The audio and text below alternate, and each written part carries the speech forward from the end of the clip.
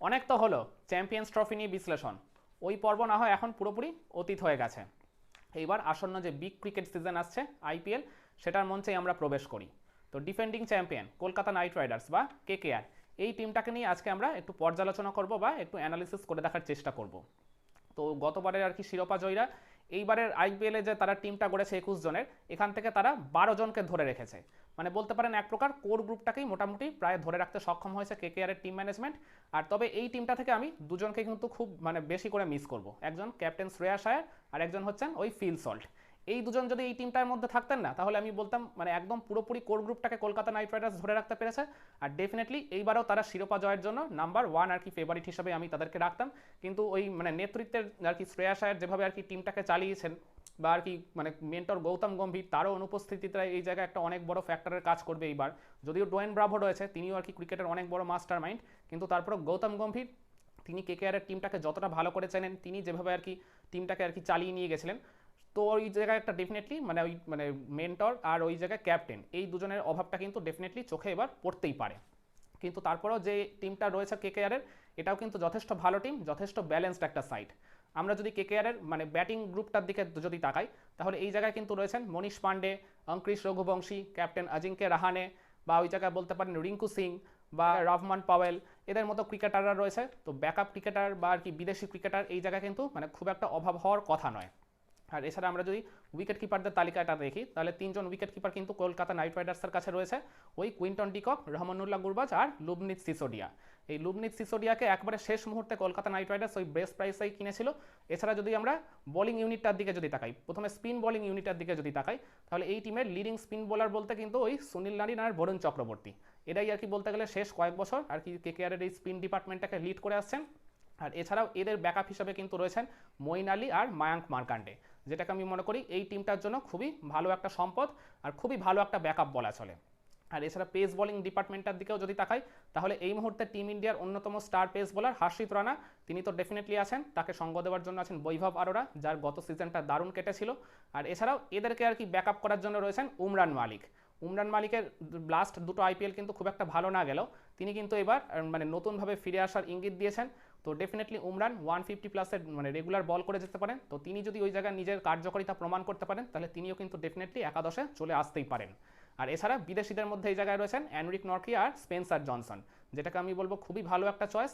Anrich নরকিয়ার ওই জায়গায় ফিটনেসটা নিয়ে একটু ইস্যু রয়েছে ঠিকই, তো ওই জায়গায় তিনি শেষমেশ আইপিএলে আসতে পারবেন কিনা, বা এলেও আর কি কতগুলো ম্যাচের জন্য অ্যাভেলেবেল থাকবেন, এই নিয়ে একটা আর কি প্রশ্নচিহ্নের জায়গা উঠতে পারে। কিন্তু তারপরে শেষ পর্যন্ত যদি তাকে না পাওয়া যায়, আমার মনে হয় কেকেআরের টিম ম্যানেজমেন্ট ডেফিনেটলি তার রিপ্লেসমেন্ট হিসেবে কাউকে নেবে। আর স্পেন্সার জনসন, অস্ট্রেলিয়ার এই লেফট আর্ম পেস বোলার কিন্তু যথেষ্ট আর কি প্রমিনেন্ট, যথেষ্ট আর কি প্রমিসিং। তো লাস্ট চ্যাম্পিয়ন্স ট্রফিতেও তিনি যেটুকু সুযোগ পেয়েছেন ভালো করার চেষ্টা করেছেন, কিন্তু তিনি টি20 স্পেশালিস্ট।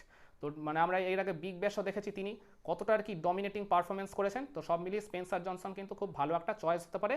আর মিচেল স্টার্ককে তো কলকাতা নাইট রাইডার্স এবারে ধরে রাখতে পারেনি, তো মিচেল স্টার্কের কিন্তু পারফেক্ট রিপ্লেসমেন্ট হতে পারেন তারই স্বদেশী এই স্পেন্সার জনসন।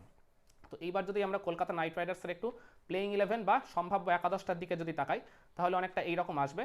তো আমি এই জায়গায় একটা লিস্ট করে নিয়েছি, তো এটা দেখে আমি না হয় এখন আপনাদের সামনে তুলে ধরছি। তো ওপেন করবেন ওই কুইন্টন ডিকক আর সুনীল নারিন। তো কুইন্টন ডিকক অথবা রহমানুল্লাহ গুরবাজ, এই দুজনের মধ্যে থেকে যে কোনো একজন কিন্তু ডেফিনেটলি ওপেন করবেন। হ্যাঁ, তবে এইখানে আমি আপনাদের একটা কথা আর কি শিওরলি বলতে পারি, কুইন্টন ডিককই আর কি প্রথম প্রেফারেন্স হবে ডেফিনেটলি। তো তার যে ক্যালিবারের জায়গা কিংবা তার যে অ্যাবিলিটি বা তার যে স্কিল, পার্টিকুলারলি তার আবার উইকেট কিপিংটাও রয়েছে যথেষ্ট দুর্দান্ত। তো ডেফিনেটলি প্রথম চান্সটা তিনি ডিজার্ভ করবেন, আর প্রথম 4 থেকে 5টা ম্যাচ তিনি আর কি চোখ বন্ধ করে সুযোগ পাবেন। তো ওই জায়গায় কোনো কারণে যদি ওই প্রথম 4 থেকে 5টা ম্যাচে তিনি up to the mark perform না করতে পারেন, তারপরে হয়তো ব্যাকআপ হিসেবে রহমানুল্লাহ গুরবাজের কথা কেকেআরের টিম ম্যানেজমেন্ট ভাবতে পারে। তো ডেফিনেটলি কুইন্টন ডিককই আর কি প্রথম চয়েস হিসেবে আসবে। কুইন্টন ডিকক আর সুনীল নারিন, এই জায়গায় তারাই ওপেন করবেন, এটা নিয়ে কোনো রকম সন্দেহ নেই। নাম্বার 3তে চলে আসবেন ক্যাপ্টেন অজিঙ্ক্য রাহানে। তো আর রাহানে এমনি সাম্প্রতিক সময় কিন্তু ব্যাট হাতে বেশ ভালোই ছন্দে রয়েছেন। এই সৈয়দ মুস্তাক আলী যে ট্রফি গেল কিছুদিন আগে, ওখানে তো তিনি মুম্বাইকে চ্যাম্পিয়ন করেছেন। তো ওখানেও কিন্তু ব্যাট হাতে তিনি বেশ ভালো একটা হেলদি স্ট্রাইক রেটে রান করেছেন, আর তার ব্যাটিং গড়টাও ছিল প্রায় কিন্তু 60-এর কাছাকাছি। তো ডেফিনেটলি অজিঙ্ক্য রাহানের ব্যাটিংটা কিন্তু টিমের অনেক বড় একটা ফারাক গড়ে দিতে পারে। আর নাম্বার 4-এ চলে আসবেন ভেঙ্কটেশ আয়ার। ভেঙ্কটেশ আয়ারের গত 2টা সিজন বেশ ভালো কেটেছে, কলকাতা নাইট রাইডার্সের হয়ে বল হাতেও তিনি বেশ কার্যকরী, 1 বা 2 ওভার যদি প্রয়োজন পড়ে হাত ঘড়িয়ে দিতে পারেন। এছাড়া মিডল অর্ডারে তার ব্যাটিংটাও কিন্তু যথেষ্ট কার্যকরী বলে আমি মনে করি। আর এরপর নাম্বার 5-এ চলে আসবেন রিঙ্কু সিং। রিঙ্কু সিংয়ের এই জায়গায় আর কি থাকাটা নিয়ে কোনো রকম মানে সন্দেহ প্রকাশ করার জায়গা নেই। তবে রিঙ্কু সিংয়ের ব্যাটিং অর্ডারটা কিন্তু বেশ কনসার্নের একটা জায়গা। তো কারণ আমরা গত বছর দেখেছিলাম রিঙ্কু সিংকে কিন্তু বেশ ডাউন দ্য অর্ডারের নিচের দিকে খেলানো হয়েছিল 6 বা 7 নম্বর পজিশনে, যে কারণে রিঙ্কু সিং কিন্তু তার বেস্ট আউটপুটটা গত বছর ডেলিভার করতে মানে প্রায় আর কি ওই জায়গায় তিনি মানে সময় পাননি। তো ব্যর্থ আমি বলবো না, তিনি ওই জায়গায় আর কি মানে নিজের মানে ভালো পারফরমেন্সটা করার পর্যাপ্ত সময় পায়নি। তো তাকে তো সময়টা দিতে হবে, তার জন্য তাকে ব্যাটিং অর্ডারটা উপরের দিকে একটু রাখা উচিত বলে আমি মনে করি। তো নাম্বার 5-এ আমি কিন্তু রিঙ্কু সিংকে দেখতে চাই ডেফিনেটলি। আর নাম্বার 6-এ চলে আসবেন আন্দ্রে রাসেল। এই স্পটটা নিয়ে তো কোনো রকম প্রশ্নচিহ্ন ওঠার জায়গাই নেই। আন্দ্রে রাসেল কলকাতা নাইট রাইডার্সের অবিচ্ছেদ্য অংশ গত মানে বেশ কয়েক বছর ধরে। তো রাসেল তো ডেফিনেটলি থাকবেই, ব্যাট হাতে বা বল হাতে তিনি একাই আর কি গেম চেঞ্জার হয়ে যেতে পারেন যে কোনো মুহূর্তে। আর এছাড়া প্রয়োজন পড়লে রাসেলের ব্যাটিং অর্ডারটাকে আরও উপরের দিকে তুলে আনা যেতেই পারে ওই ম্যাচ সিনারিও অনুসারে। আর নাম্বার 7-এ চলে আসবেন এই জায়গাটায় আপনার মঈন আলী। আমি মঈন আলীকে দেখি একাদশটা গড়েছি, কারণ মঈন আলী থাকলে কিন্তু টিমের মধ্যে একটা পারফেক্ট ব্যালেন্স ওই জায়গায় ক্রিয়েট হবে। তো মঈন আলী মানে স্পিন বোলিংটাও যেমন যথেষ্ট কার্যকরী, আর এছাড়া তার ব্যাটিংটা যেটা কিন্তু আর কি যে কোনো সময় আর কি মঈন আলী বিস্ফোরক হয় কিন্তু মানে দলের জন্য একটা ছোট ক্যামিও খেলে হোক কিংবা আর কি 50 ইনিংস খেলে হোক মানে টিমকে সাহায্য করতেই পারেন। আর মঈন আলী এমন একজন ক্রিকেটার যিনি কিন্তু ওই ওপেন থেকে শুরু করে নাম্বার 3 বলুন, মিডিল অর্ডার বলুন, লোয়ার মিডিল অর্ডার বলুন, যে কোনো পজিশনে ব্যাটিং করতে পারেন, মানে একদম জেনুইন অলরাউন্ডার যাকে বলা চলে। তো আমি ওই জন্য মঈন আলীকে আর কি রেখেই একাদশটা গড়েছি। নাম্বার 8-এ চলে আসবেন রামানদীপ সিং। রামানদীপ সিংকে এই জায়গায় নাম্বার 8-এ আমি রেখেছি, মানে তার একটাই কারণ যে ব্যাটিং গভীরতাটাকে আরেকটু বাড়ানোর জন্য। তো রামানদীপ সিংয়ের মতো ক্রিকেটার আরেকটু ওপরের দিকে আর কি ব্যাটিং করাটা আমি ডেফিনেটলি মনে করি তিনি ডিজার্ভ করেন, কিন্তু এই জায়গায় যেহেতু আর কোনো অপশান নেই সেই কারণে আমি রামানদীপ সিংকে নাম্বার 8-এ রেখেছি। তো যদি আর কি মনে হয় কেকেআরের টিম ম্যানেজমেন্টে, তাহলে তাকে আরেকটু ওপরের দিকে ব্যাটিং তারা করাতেই পারে। নাম্বার 9-এ চলে আসবেন হর্ষিত রানা। হর্ষিত রানা স্পটটা নিয়ে তো প্রশ্ন তোলার কোনো জায়গা বা অবকাশ নেই এই মুহূর্তে। আর নাম্বার 10-এ চলে আসবেন বৈভব আরোরা কিংবা উমরান মালিক। আমি যেটা আর কি শুরুতেই বলছিলাম, বৈভব আরোরা লাস্ট 2টা সিজনে কলকাতা নাইট রাইডার্সের অনবদ্য পারফর্ম করেছেন।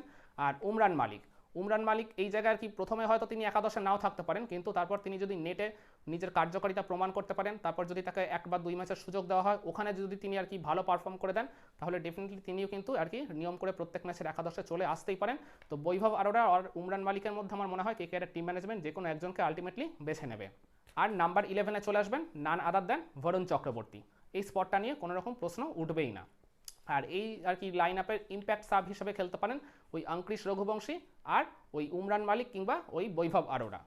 অঙ্কৃশ রঘুবংশী আর কি ইম্প্যাক্ট সাব হিসেবে তখনই খেলবে যখন কলকাতা নাইট রাইডার্স চেস করবে, পরে ব্যাটিং করলে ওই জায়গায় Kolkata knight riders definitely Angkrish রঘুবংশীকে তাদের ব্যাটিং লাইন আপে ইনক্লুড করে ব্যাটিং শক্তিটা একটু বাড়াতে পারে। কিংবা এমনও হতে পারে যদি কলকাতা নাইট রাইডার্স কখনো প্রথমে ব্যাটিং করে তাদের ব্যাটিং বিপর্যয় হয়ে গেল, ওই আর কি শুরুর 40-50 রানের মধ্যেই 4টা উইকেট খুঁয়ে ফেলো, তখনও ওই রঘুবংশীকে ওই জায়গায় কিন্তু ইম্প্যাক্ট সাব হিসেবে তারা খেলিয়ে ব্যাটিং অর্ডারটাকে আরেকটু লম্বা করতেই পারে। আর এছাড়া ওই উমরান মালিক কিংবা বৈভব আরোরা এদেরকে আর কি তখনই প্রয়োজন হবে যখন কলকাতা নাইট রাইডার্স পরে বোলিং করবে। তো এদের মধ্যে আমি বললাম যে একাদশে থাকবে তার বিপরীত জনকেই হয়তো কলকাতা নাইট রাইডার্স ওই জায়গায় ইম্প্যাক্ট সাব হিসেবে খেলাবে। তো আমি আরেকবার একাদশটা রিপিট করে দিই, কুইন্টন ডিকক অথবা রহমানুল্লাহ গুরবাজ, সুনীল নারিন, আজিঙ্কে রাহানে, ভেঙ্কটেশ আয়ার, রিঙ্কু সিং, আন্দ্রে রাসেল, মঈন আলী, রমনদীপ সিং, হর্ষিত রানা, বৈভব আরোরা অথবা উমরান মালিক আর বরুণ চক্রবর্তী। আর ইম্প্যাক্ট সাব হিসেবে আসবেন অঙ্কৃশ রঘুবংশী আর উমরান মালিক কিংবা বৈভব আরোরা। আর এছাড়া আমি আরেকটা একাদশও গড়েছি, সেটা অনেকটা এইরকম, অনেকটা প্রায় সিমিলার, কিন্তু একটু আর কি স্লাইডলি চেঞ্জ হচ্ছে কম্বিনেশনের জন্য। ওপেন করবেন ওই ডিকক অথবা গুরবাজ যে কোনো একজন, আর তার সাথে সুনীল নারিন। নাম্বার 3-তে আজিঙ্কে রাহানে, নাম্বার 4-এ ভেঙ্কটেশ আয়ার, নাম্বার 5-এ রিঙ্কু সিং, নাম্বার 6-এ আন্দ্রে রাসেল। প্রথম 6টা স্পট আগেরটার সাথে একদম পুরোপুরি মিল রয়েছে। নাম্বার 7-এ চলে আসবেন এই জায়গায় রমনদীপ সিং। এটা টিম কম্বিনেশনের কারণে আমি আর কি চেঞ্জ করেছি, মঈন আলীকে এই একাদশ থেকে আমি বাইরে রেখেছি। আর নাম্বার 8-এ চলে আসবেন হর্ষিত রানা, নাম্বার 9-এ বৈভব আরোরা অথবা উমরান মালিক যে কোনো একজন, নাম্বার 10-এ বরুণ চক্রবর্তী, আর নাম্বার 11-এ আমি এই জায়গায় একজন বিদেশি পেস বোলারকে রাখতে চাইছি। তো সেটা হতে পারে ওই আন্ড্রিক নরকিয়া অথবা ওই স্পেন্সার জনসন। তো এই জায়গায় আমি যদি একজন বাড়তি পেস বোলারকে খেলাতে চাই তাহলে আমি এই একাদশটা গড়েছি। আর ডেফিনেটলি এই একাদশও আর কি ওই ইম্প্যাক্ট সাব হিসেবে চলে আসবেন ওই অঙ্কৃশ রঘুবংশী অথবা উমরান মালিক অথবা বৈভব আরোরার মধ্যে যে কোনো একজন। তো আমার মনে হয় এই দুটো একাদশই কলকাতা নাইট রাইডার্সের জন্য সম্ভাব্য সেরা একাদশ হতে পারে এইবারের আইপিএলের বেশিরভাগ ম্যাচের জন্য।